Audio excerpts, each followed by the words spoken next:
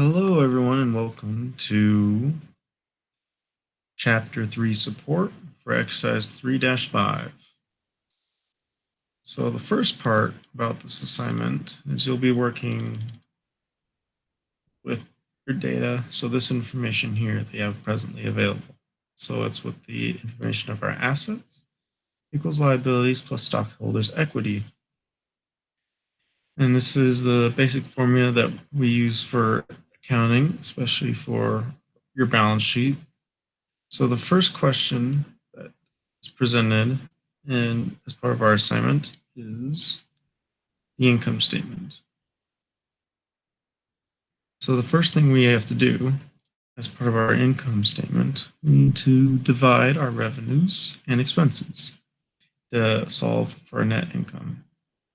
So first, our net income is based off of revenue. And the total for our revenue is $9,300. And next, we add in our expenses. And so there are three different expenses that we kept track of during the month. And the first one was rent, and then salaries, and then utilities, coming up to a total of expenses being $4,530. And you take the sum of both your revenues and expenses to come up with your net income. And so that will be the first part of part A of your assignment. So part B, however, then with worrying about revenues and expenses, so part B is more with your retained earnings. So retained earnings is your revenues minus your expenses minus your dividends. And retained earnings being a part of your stockholders' equity, as these from these two main parts, retained earnings is a big part of figuring out your stockholders' equity. And so the first part that we'll be taking a look at for your retained earnings is you start off with what you have in the beginning of the month. So it is at this point $0. And so in the description, it only tells you analysis of the transactions for the month. So you're not given a beginning retained earnings. And then you add your net income. So this number here, the 4,770, is taken from your previous income statement. As you can see, as will be a theme as we go through each of these statements, that you'll see how intertwined they are and how important is that, and really why they start in the order that they are, and why the income statement's first, retaining earnings second, with the balance sheet being third. And so the retained earnings, so you take and add your income statement to your beginning retained earnings, and you subtract your dividends that you spent. And so that comes from the dividends that we spent from item 6.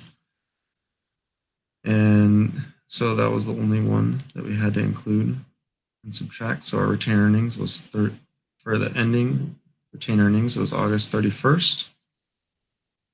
And that solves the second part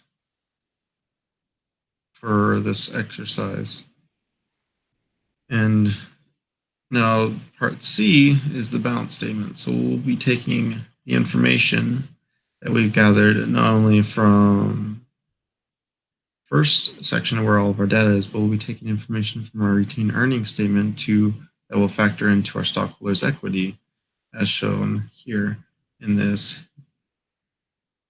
format that they've shown, that allows you to have a better overview of why they kept this log for their month. And so first, for your balance sheet, you'll be taking your current assets. So these are the assets that, because it's a month period of time, it is within current, being close to liquidation and in use. And so first current asset you always put is always cash. And then accounts receivable, which is AR, and supplies. So we take that these numbers from adding the total of your cash, your accounts receivable, and your supplies. And so the way I did this is by taking all this information, putting this into an Excel document. I was able to make a sum of all the transactions that occurred during the month, allowing you to get an easy means of calculating the number and transferring it over to a different sheet. And that's how I did this entire balance sheet, was just taking information that I'd previously done and putting it into this document.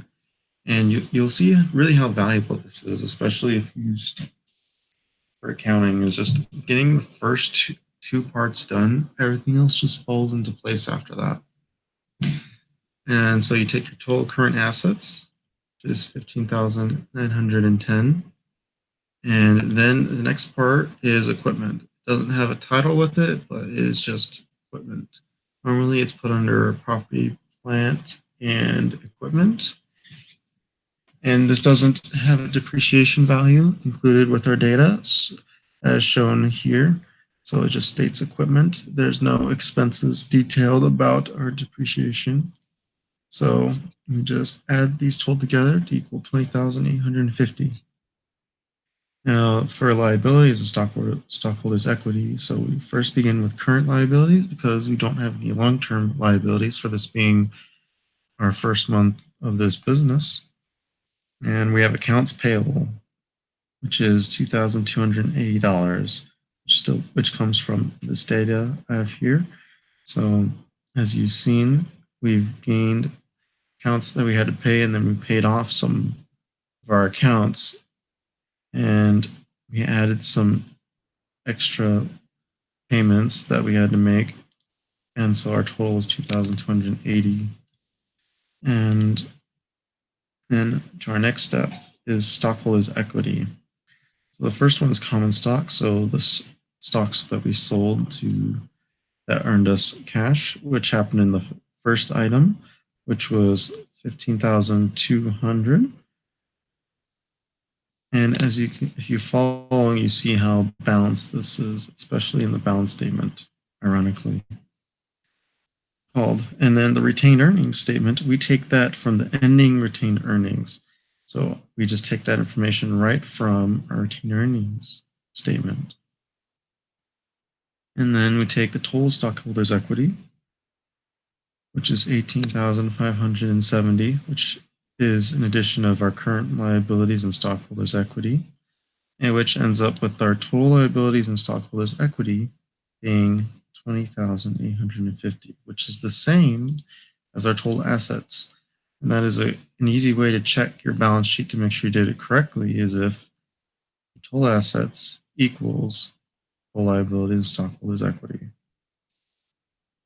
As you can see, this is a very useful means of not only for a company to keep track of business transactions, but it shows how easy it is for them as you go through each individual statement to not only take the data from daily transactions, but to put them into these statements to better understand your company and how all this money is being used. Well, if you have any questions about what I've shown you, definitely feel free to ask. This was a fairly, I would say, easy assignment to do. You really see how intertwined these documents are and how accounting really is step by step, and how solving one piece of the puzzle makes the other parts easier. And well, I hope you all have a good rest of your semester. Thanks for your time. All right. Bye-bye.